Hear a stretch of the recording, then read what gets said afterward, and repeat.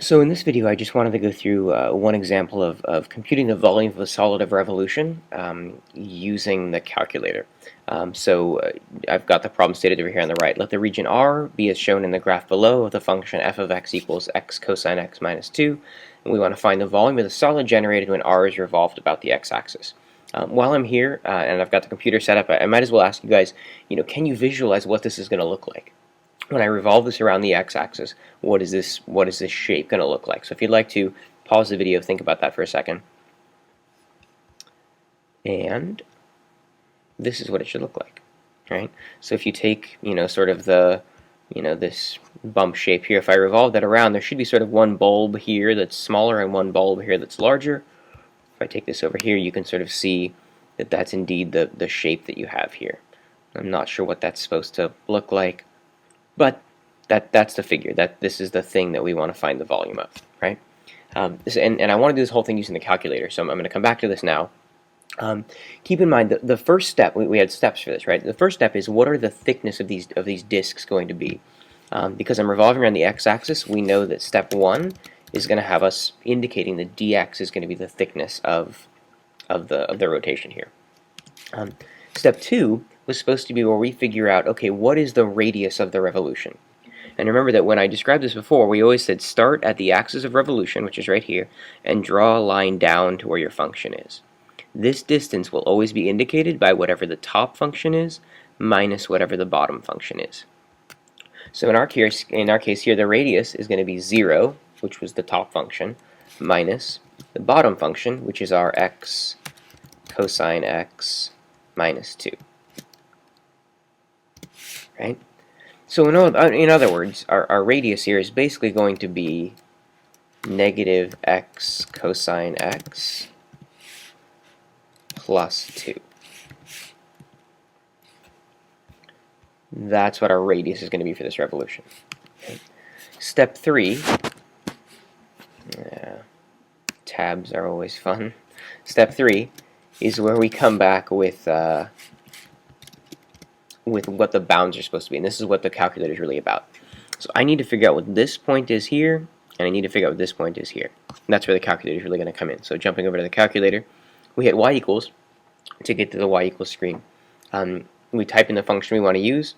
I want to use, let's see here, it was x cosine x minus 2. We graph this thing to make sure that it looks like what we want it to look like. Sure enough, that looks more or less like what I have here. I now want to find this x-intercept. I want to find this 0. It's not an intersection, but it's a 0. So you remember from our previous video, right above the trace button, there's a calc button. So if we go second calc, this time I don't want to choose intersect because I'm not looking for an intersection. I'm looking for a 0.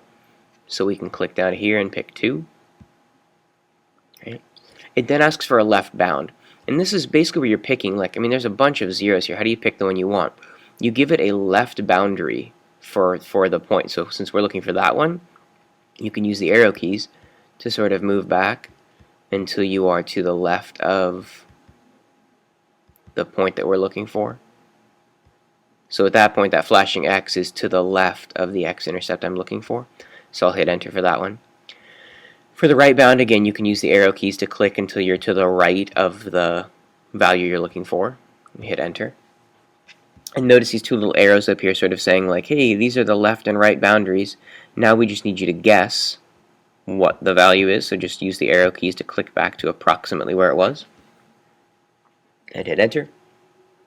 This will think for a second and then come back and tell you, hey, your first value is, this negative 2.498 value. I've said this numerous times before, I'll say it again here. You want to store that value. So quit back to your home screen, type X, the store button down here, store, and then alpha A, and you'll store that value to A. When you hit enter, it'll come back and tell you that.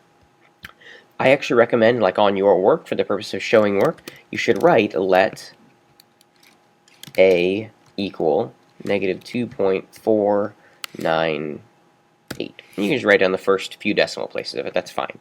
You just want to write down somewhere, hey, I know what that value was. I know what this was supposed to be. Go back to the graph. We're going to find now this other 0. So if I go second calc to bring up the calculate menu, I can just type 2 to get to 0. Now, the thing I want to point out here, if you had to hit the arrow keys here, it would take you a long time to click all the way over there. So what you can do is you can just look at this and go, look, 1, 2, 3, 4 is to the left of that value, so just type 4, enter, and it'll say, hey, cool, that's your left bound. For the right bound, this looks like 5, like 6 looks like it would be a good value. So if I do 6, enter, it'll come back and pick that as my left bound. For the guess, I could even guess, hey, it looks like it's about 5. 5. Enter. Rather than having to use the arrow keys lots and lots and lots of times. Comes back and tells me, hey, that 0 was 5.11. So again, I'll quit back. I'll take that x value and store it to b. Great.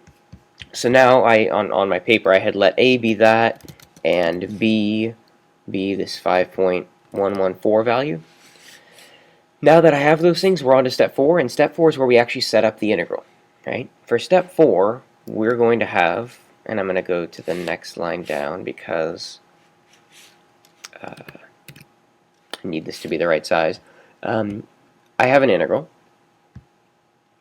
and this is what's important. Because I said up here that a was this, I can now just say, hey, my lower bound is a. And you can only do that if you've said on your paper somewhere that a is this and b is that. So I'll put a there, I'll put b here. For this portion in the middle, right, what am I going to take the integral of? Well, I'm going to be taking the integral of radius squared, so that's negative x cosine x plus 2 squared. And then our thickness was dx. The last thing we need is in front of the integral, we're supposed to put pi.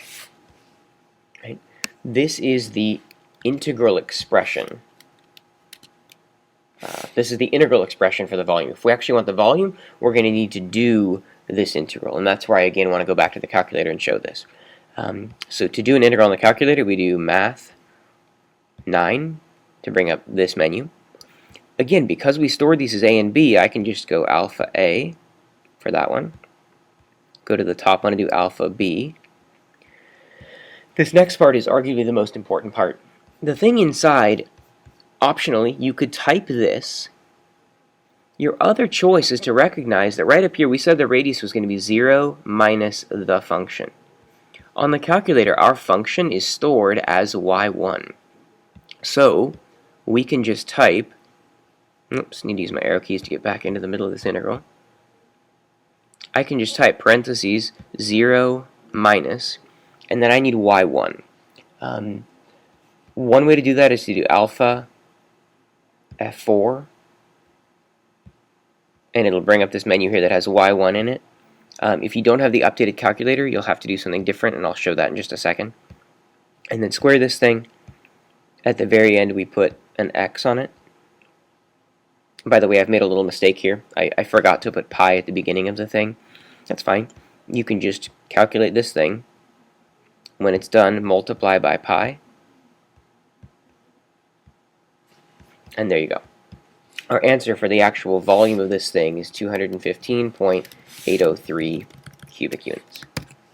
I said that I was going to show the other way to get y1 in case you don't have the updated calculator.